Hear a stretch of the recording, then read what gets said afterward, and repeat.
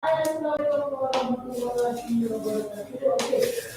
semua, alright, so Assalamualaikum dan salam sejahtera. Alright, so hari ini bersama saya Sir Azni. Okay, so hari ini kita akan belajar subjek geografi tingkatan 3. Alright, so geografi tingkatan 3. So first of all, thank you so much sebab join e-tuition online. Okay, thank you so much sebab you guys masih stay tune join e-tuition online. Okay guys, so alright, so during this pandemic, saya sangat-sangat harap you guys stay safe, stay at home sebab kita akan menyediakan banyak kaedah-kaedah pengajaran dan pembelajaran secara online dalam medium e-tuition.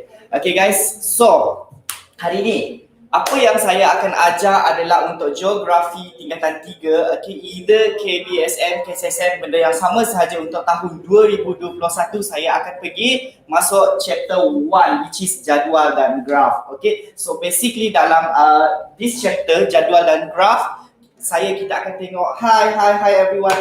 Kita akan tengok macam mana basically definisi, cara kita nak tafsir dan elemen-elemen yang penting yang ada dalam jadual dan graf. So itu saya akan terangkan secara lanjut selepas ini. Okay, so jangan lupa subscribe YouTube e-tuition, okay, dan turn on notification untuk dapatkan banyak update-update daripada subjek-subjek. Okay, alright, so guys, I really hope that you guys can enjoy, okay, this 1 jam 1 hour duration. Alright, so jangan lupa, waalaikumsalam, siapa tu? Zul Syafiq, okay. So jangan lupa untuk teruskan stay tune and please if you have any question, kalau awak ada soalan, please feel free to ask, okay. So macam mana awak nak tanya, just gunakan live chat di sebelah kanan. Okay, kalau dekat bahagian saya di sebelah kanan, awak just type saja apa sahaja soalan yang awak nak tanya, ataupun mungkin ada sebarang keraguan, any curious or concern, just feel free to ask, jangan malu. Maybe in a physical kita malu, right? Sebab yelah, tak semua orang berani untuk bertanya dalam depan-depan, face to face. Tapi kalau dalam online, offline macam ni, I'm very sure you guys lagi berani untuk bertanya dan saya di sini untuk membantu. I'm trying my best untuk memberi solusi yang terbaik, alright? So guys, make sure you guys check setting resolution, okay, tukar ke highest resolution korang, okay, pergi setting quality, so itu yang paling penting. So kalau you guna laptop, itu untuk guna laptop lah. In case kalau you guna phone ke apa ke semua, so please make sure phone cukup battery and dekat dengan you punya extension, you got your own power bank. Sebab at least mesti kita tak nak nanti dalam 1 jam ni suddenly you tak ada battery, benda-benda macam tu terjadi. Dan it's good sebenarnya kalau you guys prepare dengan you punya headphone or earphone lah. Alright, okay. Battery full, pakai earphone untuk dapatkan sounds yang lagi berkualiti. Okay, alright. So adalah you guys tak boleh dengar suara saya, right? So actually saya boleh rasakan ada interaction and communication between us. Okay guys, alright. So stay tuned, alright. So saya nampak dekat sini dah ada berapa, 6-7 orang. So I really hope that you can stay dan teruskan bersama sehingga habis. Okay, alright, okay. Hi Husna Haswadi, hi. Alright, hi. So I'm assuming that dalam ni semua form 3 kan, betul tak? Maybe form 3 this year. Okay, alright. So also tambahan, prepare awak punya kertas and pen guys, sebab anything yang saya share hari ni you guys need to catatlah for sure. Sebab maybe ada benda bukan maybe lah, sebab saya rasa walaupun this chapter merupakan chapter yang pertama, okay, chapter yang pertama untuk chapter 1 untuk form 3 you guys punya syllabus, okay, you guys boleh catat juga apa benda-benda yang penting untuk elakkan, untuk avoid benda-benda yang tertinggal, alright. So and also duduk jauh daripada tempat yang bising, of course make a distance supaya korang lagi fokus, okay, alright. And one more thing, lagi sekali saya ingatkan, lagi sekali I remind you again and again, if you have any question, kalau ada soalan, please just type dekat dia punya keyboard, either laptop or your punya PC, tinggalkan dekat ruang komen, also dekat live chat. Okay, alright.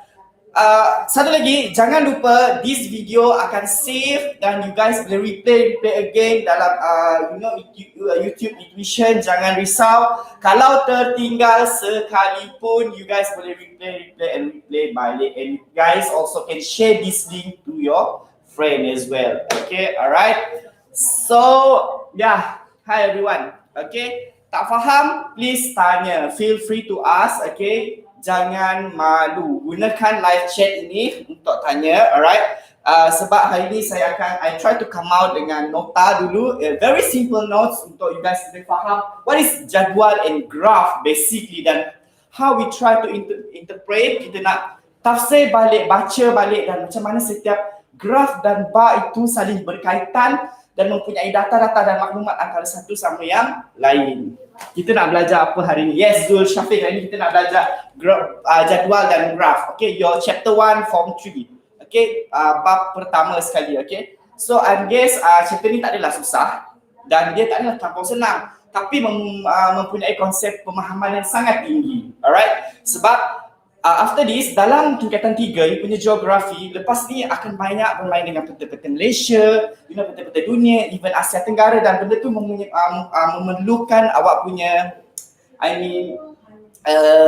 bukan pemahaman lah, hafalan, konsep hafalan, dari segi kreativiti, inovatif yang tinggi, dan banyak data, banyak benda-benda hebat atau logical dari segi dunia. Bila kita bercakap tentang semula jadi, tentang haiwan, flora, fauna, itu lagi banyak. Tapi chill, don't pressure yourself, sebab in chapter 1 awak hanya tahu tentang basic saja, what is graph, okay, what is jadual. Itu benda yang kita akan belajar untuk hari ini, alright? Okay, alright guys, let's start now. Okay guys, so chapter 1, okay, bab 1. So hari ni apa yang saya nak ajar, okay, alright. So hari ni saya nak ajar jadual dan graph. Kalau awak perasan ni, jadual dan graph. So basically, what is jadual, what is graph? Okay, so what is jadual, what is graph? Okay, kalau awak pernah dengar jadual kita panggil sebagai timetable. Okay, in English lah timetable, graph is graph. So basically, kenapa wujudnya jadual guys? Kenapa ada jadual? Kenapa ada graph? So basically, kenapa wujudnya jadual adalah sebab jadual yang ada kotak-kotak tu, correct, good Zul Syafiq, jadual yang ada kotak-kotak yang kat depan ni kalau awak perasan. Okay, so kenapa wujudnya jadual adalah sebab kalau saya tanya awak pun saya rasa jawapan awak dengan saya sama, right? Kita tak suka baca benda yang panjang-panjang, betul tak? Kita akan rasa bosan, muak, rasa tak best. Awak diberi satu paragraf perenggan yang contain like 3 to 4 paragraf, keratan akhbar yang banyak-banyak, awak akan rasa bosan, betul tak? Even saya pun akan rasa bosan. That's why kita come out dengan satu jadual. So apa daripada jadual tu kita faham, oh okay, kita ada satu jadual yang kita boleh, oh jadual yang macam ni, so aku faham. So dalam jadual ni kita tahu rupanya, oh yang ni yang paling banyak, yang ni yang paling best, yang ni tak paling best. Daripada situ kita faham untuk jadual, right? Betul, yang ada kotak-kotak ni kita panggil jadual. Graph pula, ini kalau saya sempat saya akan sentuh hari ini, tapi kalau in case saya tak sempat, you don't have to worry, sebab kita akan sambung next lesson. Okay, next lesson kita akan sambung what is graph. So basically, graph ini adalah, kalau awak perasan, if you notice, dalam geografi it's a compulsory, it's not a must, it's a compulsory untuk kita ada kertas graph. Kalau saya tak silap, kertas graph tu yang dia ada macam like titik-titik warna hijau, right? Warna hijau itu kita panggil sebagai kertas graph. So in maths juga penting kertas graph ni, sebab normally bila ada soalan tentang graph, kita memang kena buat dalam kertas graph. Kita tak boleh buat dalam examination pad, dalam kertas A4, kertas kajang, tak boleh. Kertas graph kita kena guna kertas graph. Kertas graph yang kalau perasan dia ada warna hijau, saya tak ada contoh di sini. Warna hijau, tapi I am very sure awak tahulah kertas graph tu yang warna hijau, yang titik-titik, right? So, apa fungsi setiap titik-titik kecil yang halus tu adalah untuk kita buat satu garisan dan hasilkan graph berdasarkan maklumat-maklumat yang diberikan. Alright, so okay, itu adalah kertas graph, perbezaan jadual dan graph basically. Okay, saya suka lukis graph. Okay, good, yeah.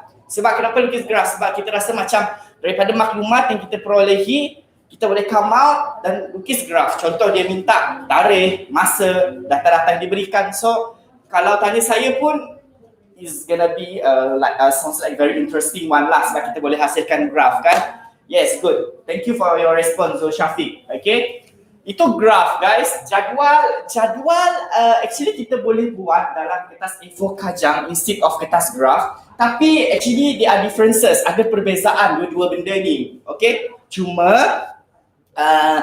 macam Zul Syafiq cakap, graf ni lagi menarik sebab bila kita lukis, kita lagi nampak benda tu, you know, instead of kita membaca benda-benda yang panjang, maklumat ataupun sources sumber-sumber yang macam berjela-jela, right? So bila kita ada graf, kita nampak macam, oh benda ni in order, satu sekuen yang tersusun, semua maklumat kita letakkan dalam tu. Alright, let's start, okay, itu basically introduction lah, sedikit gambaran what is jadual dan graf. Okay guys, alright, so basically apa itu jadual? Kalau awak perasan dekat sini, so pertama sekali saya minta maaf sebab you know my handwriting agak cakayam. Okay, so memang macam ni lah. So I'm doing my best lah. Saya rasa ini dah yang terbaik saya punya tulisan saya dah bagi. Tapi saya harap awak boleh baca saya punya handwriting. Kalau awak tak boleh baca, let me know dekat live chat. Dan saya akan baca juga my handwriting dan explain to you guys. Okay, alright guys. Okay, so what is jadual? Jadual adalah cara mempersembahkan sesuatu data atau maklumat secara tersusun. Itu adalah jadual. Okay? Tak apa cikgu, tulisan saya lagi tak cantik. Alright, okay. So, itu adalah jadual guys. So, bila kita ada jadual, what is jadual? Okay? Cara, method. Okay, method untuk kita persembahkan sesuatu data atau maklumat secara tersusun. Kita ada data guys, kita ada information. So kita nak susun, kita nak combine dua benda ni, data dan maklumat di dalam satu cara yang tersusun, terhasillah jadual. Contoh seperti ni tadi. Okay, alright. So next one is graph. What is graph guys? So graph, rajah yang terdiri daripada bar atau garisan untuk menunjukkan komponen-komponen yang dikaji. Okay, so ini yang saya cakap tadi, graph ni tadi. Graph ini adalah rajah. Bila ada rajah itu terdiri pada apa? Bar atau garisan untuk menunjukkan komponen-komponen yang dikaji. Komponen-komponen dikaji maksudnya dari segi kita tengok details lah, dari segi umur ke, dia punya pekerjaan ke, ataupun dari segi apa sahaja yang kita kaji, dari segi bulan, taburan hujan, ataupun apa sahaja elemen-elemen yang kita nak kaji. Okay, alright? So far boleh faham kan? Okay. Itu adalah definisi bagi jadual dan graf. Okay. So, apa ciri-ciri jadual? Ciri-ciri, characteristics of jadual. So, jadual mestilah ada tajuk, data dan maklumat. Very simple one. Okay, saya tak bagi panjang-panjang, saya nak bagi awak mudah faham. Jadual, dia mesti ada tajuk. Tajuk tentang apa? Contoh, katakan tajuk tentang jumlah kependudukan di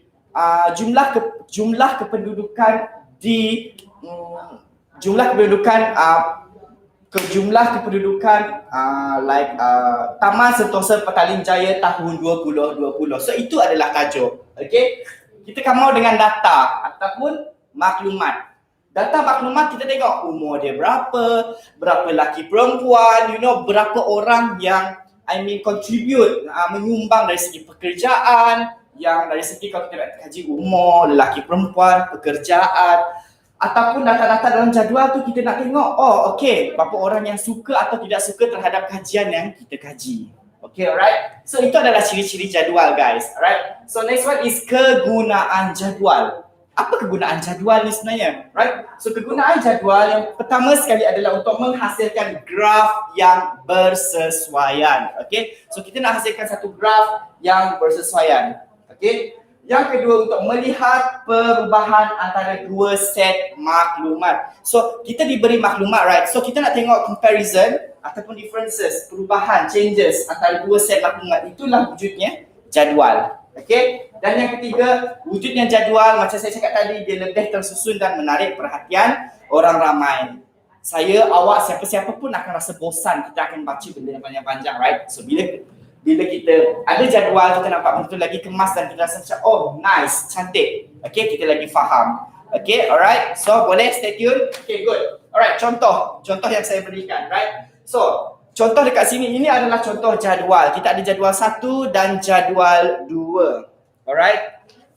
Okay, contoh. Saya cakap tadi jadual mesti ada tajuk, data dan maklumat. Alright, so untuk jadual pertama, kita tak ada tajuk, saya berikan tajuk. Contoh, taburan hujan di di Petaling Jaya PJ Selangor 2020. So ini adalah tajuk kita. Okey, taburan hujan di Petaling Jaya Selangor 2020. Lepas tu saya datang dengan data dan maklumat which is ini dia tahun 2020, bulan kita ada Januari, Februari sehingga Disember. So sengaja saya tak tuliskan dekat sini sebab nanti you guys akan confusing lah, akan keliru sebab nanti tak tahu, bukan tak tahu, keliru dengan numbering nombor atau angka dekat sini, right? So macam mana lah kita hasil hujan? Instead of kalau kita baca news kan guys, kita tengok kita nak tengok ni jumlah hujan tahunan dekat Petaling Jaya. Kita baca lah yang terlalu panjang, bosan. Sebab tu dah keluar jadual. Contoh dekat sini, berapa jumlah hujan tahunan Januari? Ada angka lah nilai dekat sini, sengaja saya tak tuliskan. So jumlah dia akan dinyatakan di bahagian sebelah kanan. Dalam unit millimeter. So itu bentuk jadual. Kita lagi nampak, right? Kita lagi nampak Januari, Disember, dan daripada sini kita boleh nampak contoh November dan Disember adalah jumlah hujan tahunan yang paling banyak diterima di Petaling Jaya. Sebab apa saya cakap November, Disember? Contoh sebab kita memang tahu the end of the year, hujung tahun merupakan musim tenghujuh. So musim tenghujuh. Sebab itulah dekat sini akan hujan yang diterima agak banyak dan lebat. Di sini adalah jumlah di sini adalah keseluruhan daripada Januari dan Disember. Guys. Alright. Contoh, ini contoh saja. Saya bagi katakan dekat sini hujan tahunan saya letak sini 3. Sini saya letak 5, 2, 1, 0, 2, 1. Actually dia mesti dalam milimeter, maksudnya dia mesti dalam ratus lah angka, tapi saya letak je dalam single number, mudah untuk kita faham dan kita buat soalan-soalan selepas ni, right? So Januari hujan tahunan 3, Februari 5, Mac 2, April 1, Mei 0, Jun 2, Julai 1, Ogos 1.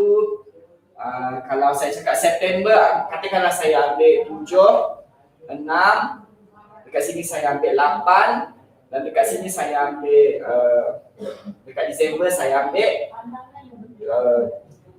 13. 13, right? So jumlah hujan antara Januari sehingga Disember ni kita akan tambahkan. Dekat sini kita akan dapat jumlah. So saya tak perlu tambah lah sebab saya yakin, I am very sure, I do believe yang awak pun akan dapat jawapan lah from January to December guys. Right?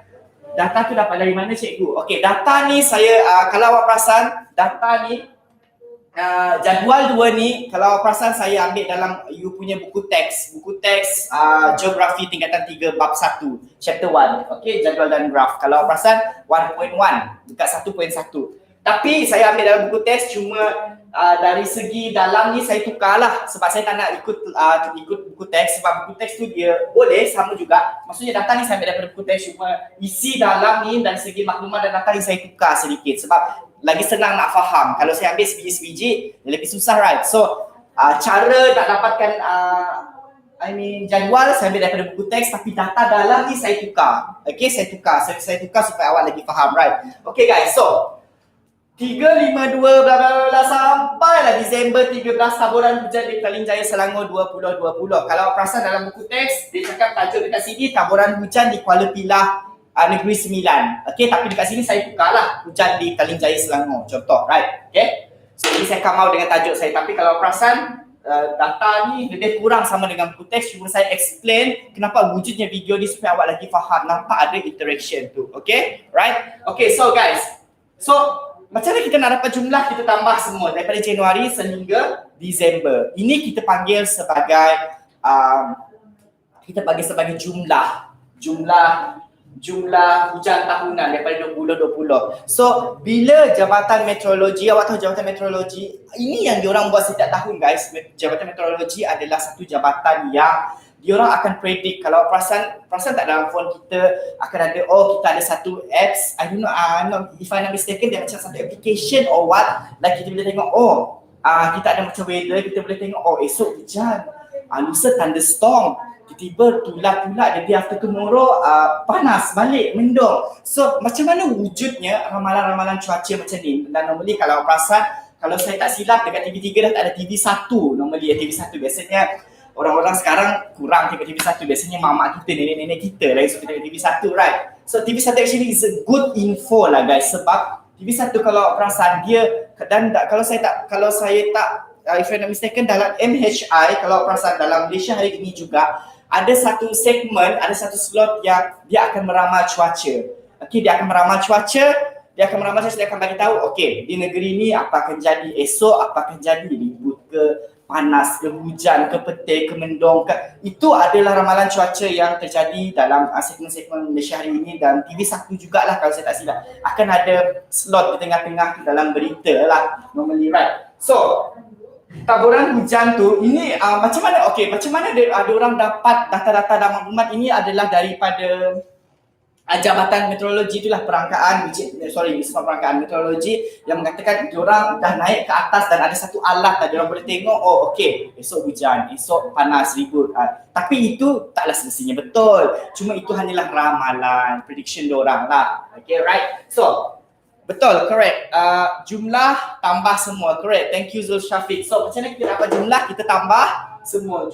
Okay, baru kita dapat jumlah. Okay, my question is guys, okay, feel free untuk bagi awak punya jawapan dekat live chat. Soalan saya, okay, adalah kalau ditanya daripada Januari sehingga Disember, berapakah julat? Okay, berapakah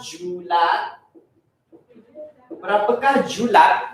Okay, hujan tahunan di Petaling Jaya Selangor 2020. Macam mana kita nak cari julat? Or we call it as a range, julat. So sekarang ni, macam mana nak dapat jumlah? Kita tambah semua, betul? Tambah semua. Julat. Apa yang awak faham tentang julat guys? Apa yang awak faham tentang julat? Siapa-siapa yang tahu boleh bagi jawapan dekat live chat. Kalau salah tak apa, it's okay, it's a learning process. Julat. Apa tu Zul Syafiq? 0 sehingga 13. 0 sehingga 13. Maksud awak 0 sehingga 13 tu nilai atau apa? So, kena tambah semua lepas tu bahagi. Husna Haswadi, tambah semua lepas tu bahagi. Okey. Jawapan Husna tu okey, tambah semua lepas tu bahagi, itu kita panggil sebagai average, purata. Tambah semua bahagi 12 itu purata. Okey? Purata, or we call as a average. Okey? Kita akan tambah semua taburan hujan di PJ 3, 5, 2, 1, bla bla sampai 13, kita bahagi 12. Kenapa kena bagi 12 sir, teacher? Because kita ada 12 bulan. That's why kita kena bahagi 12. Alright. So, itu adalah purata average. Yes. Thank you Husna. Okay, jangan tukar tapi it's okay. It's a good interaction, good response. Itu purata, tambah semua bahagi 12. My question is, macam mana kita nak cari julat dalam jadual ni? Julat 0 hingga 13. Salah ya cikgu. Okay. What is julat guys? Julat. Apa itu julat? Saya nak definisi dulu. Bila kita dapat definisi, baru kita tahu, oh, kita nak cari nilai julat. Julat ialah nilai maksimum tolak nilai minimum. Okay. Nilai maksimum tolak nilai minimum. Saya repeat balik, julat, nilai maksimum kita akan tolak dengan nilai minimum. Itu julat. So sekarang ni, okay, dalam bulan ni, kita tengok taburan hujan ni, kita ada 3, 5, 2, 1, 0, 7, 6, 8, 13. So itu adalah nilai yang diberikan. Alright, so julat maksimum tolak minimum. So sekarang ni awak kena identify, awak kena kenal pasti apakah nilai maksimum dalam taburan hujan dalam jadual yang diberikan dan nilai minimum. Correct. Good. Thank you so much Zul Syafiq. Alright. So, nilai maksimum dalam jadual ialah Disember, which is 13 mm, which is kita tahulah mestilah hujung tahun terhujan lagi banyak, lagi lebat, right? So, nilai maksimum 13. Correct. Okay. Nilai maksimum 13.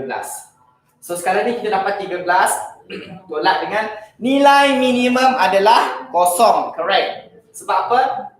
Nilai maksimum kita dapat daripada Disember. Nilai minimum kita dapat daripada bulan Mei. So 13 tolak kosong akan dapat 13. Itu jawapan dia. Okay. So kalau tak ada kosong, contohlah kosong dekat sini 6, 13 tolaklah 1 dapat 12. Itu adalah julat. Okay, average tambah semua bahagi 12, purata julat, nilai maksimum tolak nilai minimum. Boleh faham so far? Ada soalan?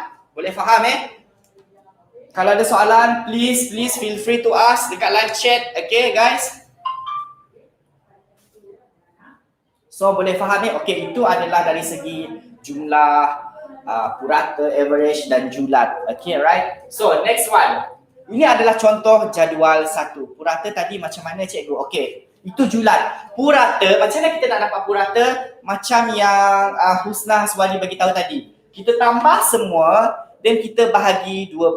Tambah semua maksudnya 3 tambah 5 tambah 2 sampai dah tambah 13. Tambah semua taburan hujan di Petaling Jaya daripada bulan Januari sehingga Disember. Maksudnya kita tambahlah 3 tambah 5 2, 1, 0 sampailah 13. Kita tambah semua bahagi 12. Kenapa kena bahagi 12? Ini adalah sebab 12 bulan daripada Januari sehingga Disember. Okay, so tambah semua ni confirm. Okay, dengar betul-betul tambah semua confirm. Tapi bahagi 12 tu tak semestinya, not necessary sebab it's depend on the question. Okay, it's depend on the question.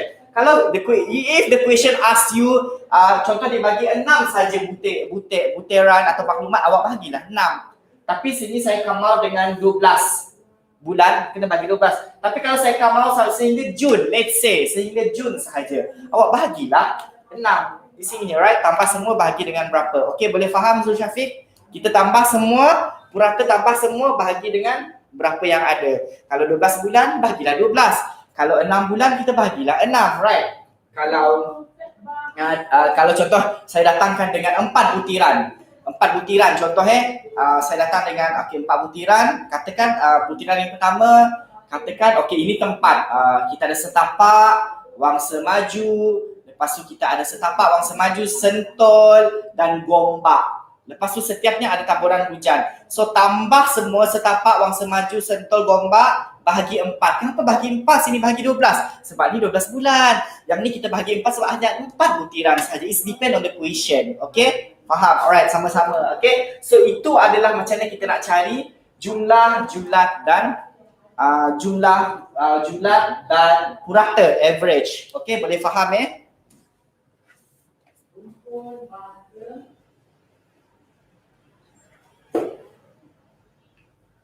Okay guys, next one is jadual yang kedua saya come out, saya hasilkan. Jadual yang kedua adalah rancangan TV dan bilangan murid. Contohnya dekat sini. Okay, ini contoh macam mana kita nak hasilkan jadual. Alright, so contoh dekat sini saya dah bagi dah bilangan murid 5, 15, 50, 10, 20, jumlah 100. Okay, so let's say saya bagi dekat sini rancangan TV, katakan 5 adalah documentary. Okay, dokumentari. Okay, dokumentari. Yang kedua saya cakap mungkin 50 ni 15 adalah berita.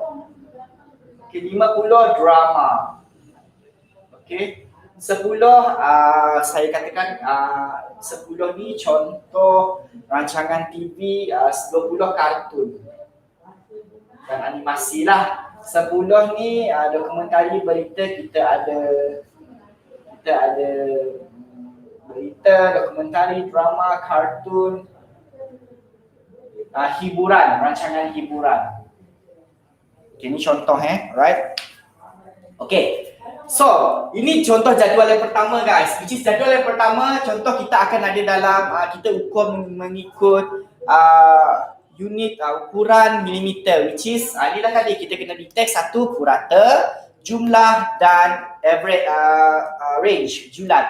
Yang kedua sangat senang sedikitlah daripada ni, alright. Kita hasilkan satu. Okay, contoh dia dah bagi dah. Okay, dokumentari ni, berita, drama, hiburan, kartun. Okay, so daripada rancangan TV kita come out dengan berapa murid yang suka, berapa orang. Okay, so jumlah 100. So daripada sini kita tahu daripada dokumentari hanya 5 orang yang suka dokumentari. Berita 15 orang, drama 50 orang, hiburan 10 orang, kartun 20 orang, total 100. So ini kita hasilkan jadual based on apa data maklumat yang diberi dalam ayat yang panjang. Okey, so daripada sini kita tahu apa rancangan TV yang menjadi kegilaan orang ramai. Okey, apa kegilaan? Apa rancangan TV yang menjadi kegilaan? Of course lah, drama. Okey, sebab 50. Okey, so contoh kalau soalan tanya, rancangan TV yang menjadi kegilaan adalah drama. Okey, so kalau dia tanya rancangan TV yang kurang diminati awak tengok yang paling sedikit adalah documentary. Okey, documentary. Okey guys, boleh tak bagi saya contoh satu apa yang awak faham tentang documentary? Contoh documentary. Contoh dokumentari dekat TV, apa contoh dokumentari yang awak tengok ataupun mungkin awak tak tengok? Biasalah, dokumentari agak sedikit bosan kalau kita tak sukakan kepada fakta. Dokumentari, contoh dokumentari yang awak tengok, kalau awak tak tengok pun maybe family awak tengok, awak pernah dengar daripada orang. Apa contoh dokumentari yang awak tahu? Contoh dokumentari, maybe dekat Astro ada, dekat either TV3, TV7, TV9 dokumentari. Apa contoh dia kalau awak tahu? So kan maybe kalau ada sebarang pendapat, ada sebarang perkongsian, awak boleh just live chat dekat situ, just type. Okay, saya will respond, saya akan respond, okay. So contoh dokumentari adalah contoh majalah 3. Okay, itu ada dokumentari which is kita ada wartawan-wartawan yang akan turun site, turun padang, dan apa yang dia akan buat? Oh, dia akan pergilah sediakan berita-berita. Itu adalah dokumentari. Yes, good, majalah 3. So dokumentari lain yang awak tahu, contoh kalau TV1, kalau saya tak silap, pernah tak awak dengar Agrotech? Agak bosan tapi saya suka tengok Agrotech. Itu pun betul dokumentari. Agrotech which is dia menceritakan tentang Agrotech, pertanian baja-baja macam itulah, benda-benda yang agak bosan untuk ditengok tapi sebenarnya banyak input yang kita boleh tengok. Okey, itu contoh dokumentari. Kurang diminati pelajar. Berita tak cakaplah. Kalau berita kita tahu TV9 ada, TV7 either dia berita dalam bahasa Inggeris atau bahasa Melayu. Normally yang famous kita tengok Bulutin Utama lah dekat TV3, right? Dan berita selepas pukul 12, banyak sangat orang burung hantu, right? So banyak sangat orang burung hantu especially dekat TV3. Itu kita panggil apa? Yang pukul 12 malam biasanya. 12 malam sehingga TED Talk. Yes, correct, good. Sejarah. Berita yang 12 malam normally yang dekat TV3. Apa yang kita panggil sampai 12.30? Nightline, kan? Nightline. So, yes, Nightline. Itu adalah berita di TV3 lah dalam bahasa Inggeris. Okay? Tapi normally kalau dalam Bulutin Utama dia akan berlangsung setiap hari 1 jam. Pukul 8 hingga pukul 9. Itu dari segi berita. Okay, normally berita ni semua orang suka tengok. Tapi normally peringkat-peringkat umur macam kita ni, kita akan tengok part-part yang best saja, right? So kalau kita duduk tengok berita pun kita tak akan like macam duduk tercongak 1 jam 8 hingga pukul 9, tak ada, right? Kita mesti akan macam tengok part-part yang best je. Ada orang suka tengok berita-berita hangat, hiburan, ataupun ada yang paling best dia hanya stay at 45 to 9, 8.45 sebab dia nak join berita-berita sukan sahaja, kan? Bagi kaki-kaki futsal ke hoki ke badminton ke, dia akan tunggu 8.45. So dia dah tahu dah siapa pemain-pemain yang dia suka, right? So dia akan stay untuk berita. Drama, tak payah cakap lah. Kalau saya cakap drama, sekarang ni nowadays banyak sangat drama dalam TV. Sampai kan kadang-kadang kita tengok drama tu rentetan daripada novel lah. Kadang-kadang novel buat dulu hasillah drama. Kadang-kadang drama tu like maybe drama dulu baru balik novel. Normally apa drama ataupun drama yang famous sekarang ni yang awak tengok? Maybe awak boleh share dekat live chat. Mana tahu awak tengok drama tu, saya tengok juga. Yes, Akasia Samarinda. Itu adalah dia punya theme lah, tema drama Akasia. Akasia pukul berapa 6.30, 7 macam tu kan. Samarinda malam, right? Kalau yang Sabtu Cerita Rama. Normally ramai yang sukalah tengok kan. Walaupun sometimes ada je yang akan buat differences, comparison. Alah, drama Melayu sampah lah, tak best lah. Padahal awak tengok juga. Kalau awak cakap macam tu, kadang-kadang family members kita pun tengok juga. Sebab macam mana pun kita kena lah tengok, support kita punya local drama, betul tak? Korean drama. Korean drama awak boleh tengok dekat Telegram, YouTube ataupun dekat Netflix, right? Korean drama tu memang kita tak boleh deny lah. Denial lah, tak boleh buat penafian sebab semua orang suka Korean drama, right? So itu antara drama-drama yang banyak. Crash Landing. Oh yeah, Yasmin, awak tengok Damia. Crash Landing, right? Okay, so itu antara drama-drama. So kalau daripada jadual ni kita tengok ramai orang meminati drama sebanyak 50. Hiburan 10 dan kartun 20. So Apa contoh-contoh program hiburan yang awak tahu di TV? Mungkin awak join. Mungkin awak boleh share dekat live chat hiburan, contoh hiburan. Maybe Astro ke dekat TV-TV, stesen TV.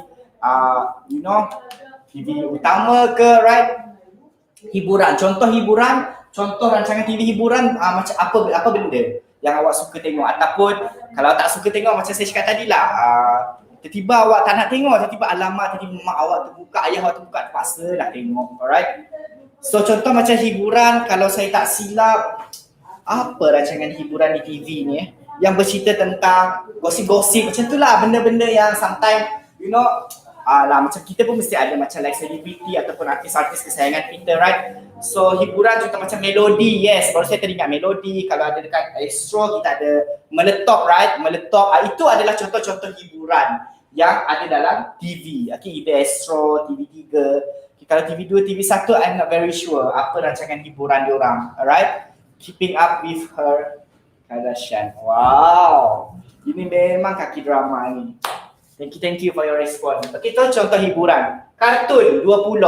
So kartun pun trust me, saya percaya kartun bukan sahaja orang yang you know budak-budak tengok. Orang besar-besar pun tengok kartun, right?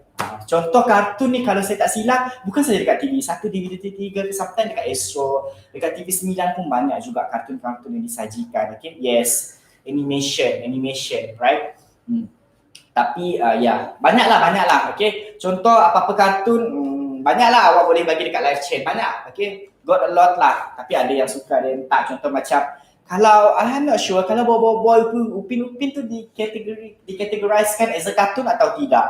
Kan Upin boy kartun lah juga kan. Sebab bagi saya Mickey Mouse Clubhouse. Ya. Oh, awak tengok ya Arif, Mickey Mouse. Ya, quite cute lah, tapi macam agak geram lah dengan watak-watak antagonis, you know, dengan plot dia Mickey Mouse tu. Ya, itu antara kartun-kartun lah, right? So sometimes bagi saya kalau tak ada benda-benda kita tak disajikan dengan entertainment, dengan kartun pun kita akan rasa bosan. Sebab you know, bagi orang yang berfikir logik dan fakta pun bosan juga, sebab dia disajikan dengan berita, dokumentari, ataupun disajikan dengan you know, benda-benda yang logik. Sometimes kita pun perlu rest kita punya fikiran, right? Tengok hiburan, you know, tengok benda-benda yang macam ringan, very light, kita perlu berfikir panjang, kan? Popeye, Popeye, ya, Naruto kan, kita ada banyak lah, Naruto, Detektif Conan dulu-dulu lah kan, right? Detektif Conan, right? So itu antara kartun-kartun yang quite famous lah, selalu kita tengok, right? Kalau tentang penyiasatan, you know, kartun-kartun yang kadang sometimes kita tengok ada isu-isu bully dalam tu, you know, message, sometimes ada message moral yang disampaikan. Kadang-kadang kita tengok dari segi keluargaan, banyaklah. Kalau di Astro, if I'm not mistaken, dia punya siaran 611 ceria. 611 ceria tu banyak sangat menyajikan kartun-kartun kan. Even 611 dia berentetan lah, 612, 613, banyak sangat kartun. Sometimes even saya kalau di rumah pun saya dah macam pening dengan adik saya. Like kita nak tengok benda lain, dia dah boleh hafal dah 612, 113. Siap rekod lagi kartun tu, tak kita lepas. Saya was like macam, oh, betapa perjuangan, satu gigihan lah nak record balik kartun tu. Tapi sebab kalau kita suka, kita akan buat lah benda macam tu, right? Okay, alright, so itu untuk hiburan, kartun, drama, berita, dokumentari lah, which is saya bagi contoh-contoh lah. Okay, kalau kita nak come out dalam bentuk jadual, right? So, sama juga, benda yang sama guys, macam ni kita nak dapat tadi adalah contoh. Kalau saya cakap jumlah, kalau saya nyatakan jumlah, awak tambahlah semua 5, 15, 50, 10, 20, awak akan dapat 100. Itu dari segi jumlah, right? Kalau saya tanya tentang average, purata, tambah semua bahagi berapa? Tambah 5, 15, 50, 5 tambah 15, tambah 50, tambah 10, tambah 20. Ini average purata. Kita bahagi dengan berapa guys? Perlu tak kita bahagi 12? Macam soalan ni tadi. So kita bahagi dengan, kita ada berapa? Dokumentari, berita, drama, hiburan, kartun. Kita ada 5 maklumat atau data ni. 1, 2, 3, 4, 5. So kita bahagi 5 saja. Okay guys, kita bahagi 5. So 5, 15, 50, 10, 20, kita akan dapat 100. Good, correct. Yasmin, Husna, correct. Kita bahagi 5. Okay, 1, 2, 3, 4, 5. So 100, okay, kita akan dapat bahagi 5. 100 bahagi 5 berapa? 100 bahagi 5, buat betul lazim sekejap. 100 bahagi 5. 25 betul. Betul lah kan? Betul lah. So the answer is 25. Itu adalah cara 20 20, sorry, it was my mistake. Yes, correct, 20. So 20 darab 5, 100. So 100 bahagi 5 kita akan dapat 20. Kita akan dapat 20. Itu adalah dari segi macam mana kita nak dapat average, purata tadi. Okay. So sekarang ni, kalau saya tanya julat. Okay guys, saya tanya julat untuk jadual yang kedua bagi rancangan TV. Okay, dari segi dokumentari, berita, drama, hiburan, kartun. So apa jawapan awak dari segi julat? Okay, so jumlah kita dapat 100. Average purata kita dapat 20, right? Then untuk it's not jumlah lah. Next one is range, julat. Julat Husna jawab 45. Macam mana dapat 45 Husna? Boleh bagi tahu saya? So nilai maksimum 50, kita tolak nilai minimum 5, correct. Okay, jawapan dia 45. 50 tolak dengan 5, maksimum tolak minimum, itu adalah julat. Okay, thank you so much Husna. Alright. Okay guys, so far boleh faham jadual 1, jadual 2 saya come out macam mana cara kita nak tafsir, kita nak baca. Okay, so jadual ni kita hasilkan daripada mana kalau awak tanya? So kita hasilkan bila kita ada satu data maklumat yang panjang daripada akhbar, risalah, kita hasilkan macam ni. So maksudnya contohlah dalam ayat, dokumentari sebanyak 5, berita 15, manakala hiburan dan seterusnya kartun. So bosan kan, totally bosan, kita buatlah macam ni, kita hasilkan macam ni. Okay, yes Husna, good. 50 minus 5 dapat 45. Alright guys, so itu adalah dari segi jadual. Okay, next one, last but not least. Okay, last one. Okay, macam mana cara ataupun kaedah kita nak mengumpulkan maklumat? Okay, cara atau kaedah kita nak kumpulkan maklumat. So kita ada 5 guys. Yang pertama sekali adalah pemerhatian, or we call as a observation. Okay, yang kedua temu bual, dialog. Yang ketiga banci, yang keempat soal selidik, dan yang kelima rujukan kepustakaan. Okay, alright. Don't pressure yourself. Benda ni sangat simple, awak cuma perlu fahamkan sahaja. Okay, awak fahamkan sahaja. Alright. So, bagaimana cara atau kaedah kita nak kumpulkan maklumat? Okay, number 1, pemerhatian. Maksudnya, macam mana cara kita nak kumpulkan maklumat ni adalah bukanlah cara kita nak kena kutip, no. Ataupun kita kumpulkan maklumat, mungkin kita kena rakam suara, maklumat kita lukis graf, bar, jadual, itu cara juga. Tapi ini adalah cara yang lebih, boleh saya panggilkan in details lah, cara yang lagi nampak ada kualiti lah, right? So, yang pertama sekali macam mana cara untuk kita kumpulkan maklumat adalah dari segi pemerhatian, observation. Maksudnya dekat sini, kita turun ke kawasan kajian, kawasan lapangan, okay? Turun ke kawasan kajian, kawasan lapangan, kita tengok apa sahaja yang terjadi di depan mata kita, which is kita catat perkara-perkara yang berkaitan, which is kita tengok contoh kita tengah mengkaji tentang kesibukan bandar di Kuala Lumpur. Okay, kesibukan bandar. So kita turunlah di Kuala Lumpur, contoh dekat area Pasar Seni, Petaling Street, kita turun dan kita observe. Oh, okay, kita observe, kita buat siapa lagi sibuk, lelaki atau perempuan, lepas tu kita tak faham, okay, yes, siapa lagi sibuk, lelaki atau perempuan. Then observation ni kita boleh tengok, oh, lelaki dan perempuan. Siapa lagi berkejaya? Kita tengok yang pakai korporat, kalau perempuan dengan lelaki dengan tie, dengan blazer, perempuan maybe formal dari segi baju kurung, ataupun yang smart casual, ataupun pakaian santai macam saya, ataupun pakaian macam nak pergi pantai atau pakai short, kita tengok observe. Oh, okay, yang berkejaya berapa orang, itu cara kita observe, kita buat. Okay, normally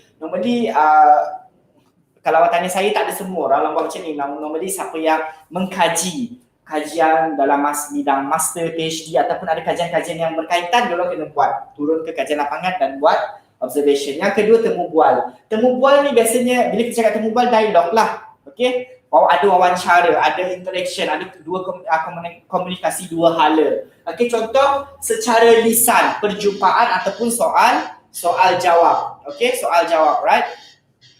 Soal jawab. So, ini temu bual. Biasanya temu bual ni kalau kita perasan ada dalam berita, pendapat dan nasihat. So, dalam temu bual normally dalam wawancara maybe berbentuk berita, opinion, pendapat ataupun nasihat. Biasanya seorang akan wawancara seorang untuk tanya tentang kisah kehidupan dia ke, tentang tips, tentang berita. Itu adalah dari segi temu bual. Yang ketiga dari segi banci. Okey, maafkan saya. Okey, dari segi banci. Banci ni kalau awak perasan tak kalau kita perasan akan ada orang yang datang ke rumah-rumah, datang ke rumah-rumah, lepas tu dia akan tanya, Tuan, saya nak tahu berapa orang yang duduk dalam ni.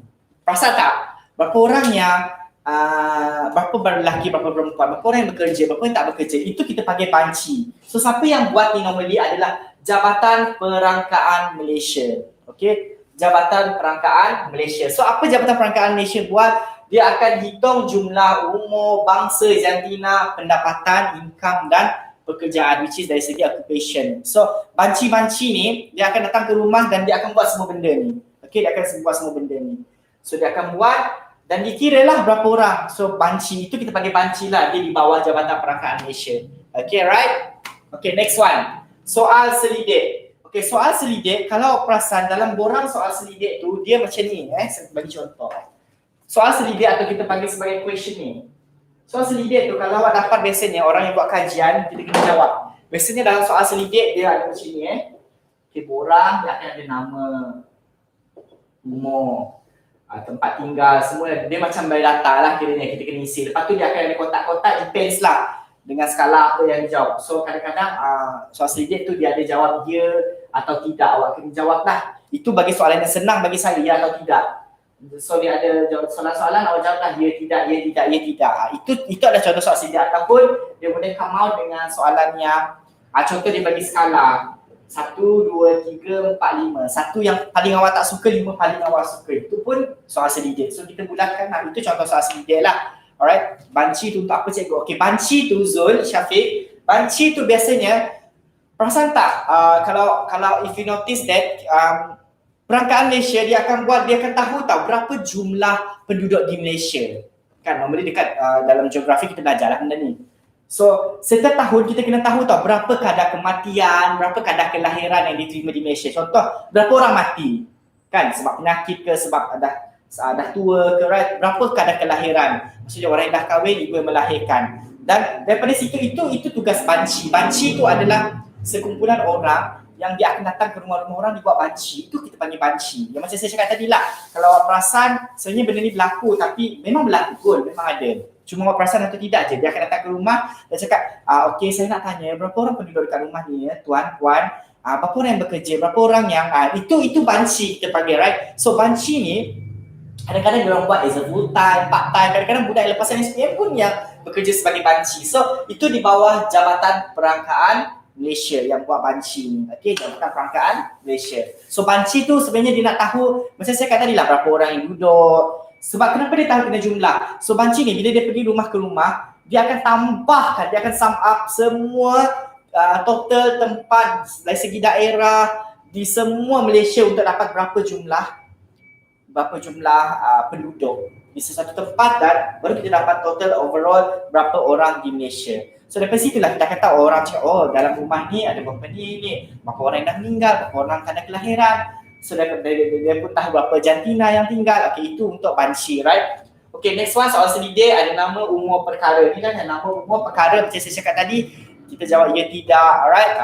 Dia sebenarnya yang ni dia berbeza dengan kalau awak di sekolah, awak perasan dia unit counselling, biasanya cikgu-cikgu counselling kan dia akan bagi banyak soalan-soalan. Itu bukan soal selidik guys, jangan anggap itu soal selidik. Itu kita panggil sebagai psychometric tools. Okay, ujian psikologi. Ujian psikologi untuk kita kenal pasti kita punya minat kerjaya, kita punya personality, kita punya trait-trait yang berkaitan dengan macam mana kita boleh hubungan dengan rakan sekerja, hubungan dengan kawan. Itu kita panggil sebagai psychometric tools. Okay, ujian psikologi. Soal selidik ni biasanya, kalau biasanya soal selidik ni orang nak tahu tahap kepuasan kita. Kita happy ke, kita suka ke, tak suka ke. So dia bagi soal selidik. Ataupun dia nak tahu, dia punya sasaran, kelompok dia orang-orang macam ni. So dia kena bagi. Normally kalau awak buat kajian lapangan, ada nanti dalam geografi tingkatan 3, awak kena buat soal selidik ni. Awak kena bagi kat jiran-jiran nak tahu tentang apa tajuk yang awak buat. Contohnya tentang alam sekitar ke, tentang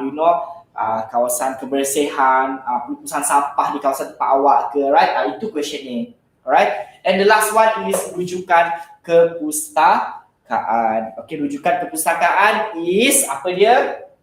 Okay, merujuk bahan-bahan daripada buku, majalah, risalah, laman web dan akhbar. Okay, maksudnya ini adalah rujukan kepustakaan yang kita akan rujuk bahan-bahan lah. Contohnya kita akan pergi ke library, apa yang kita buat dekat library tu kita akan rujuk lah segala buku-buku, majalah, risalah, laman web, akhbar. Itu adalah cara-cara untuk kita mengumpul maklumat. Tapi I do believe antara 5 ni mana yang famous, normally kita buat. Memanglah orang suka pergi ni kan, rujukan kepustakaan, laman web je. Normally kita memang suka Google, surfing all the internet, all the access kan. Sebab kalau nak pergi soal selidik, banci, temu bual, pemerhatian, dia bukan tak best. Tapi dia memerlukan satu proses yang panjang. Am I right guys? Memerlukan satu proses yang panjang untuk kita collect data, maklumat. So kalau kita ada, kalau lagi senang, kita terus search dekat Google Chrome, internet access kan, sebab benda tu lagi cepat. Tapi depends lah, sometimes betul-betul atau tidak. So kita kena filter pula maklumat tu, either dia sahih atau tidak.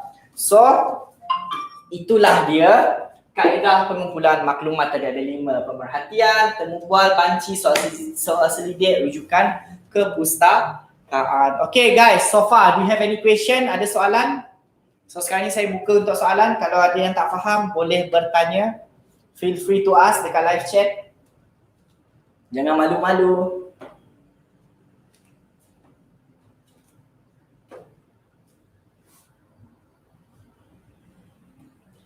So saya harap awak faham saya harap awak faham sebab saya come out dengan jadual dan graf yang sangat simple, okay?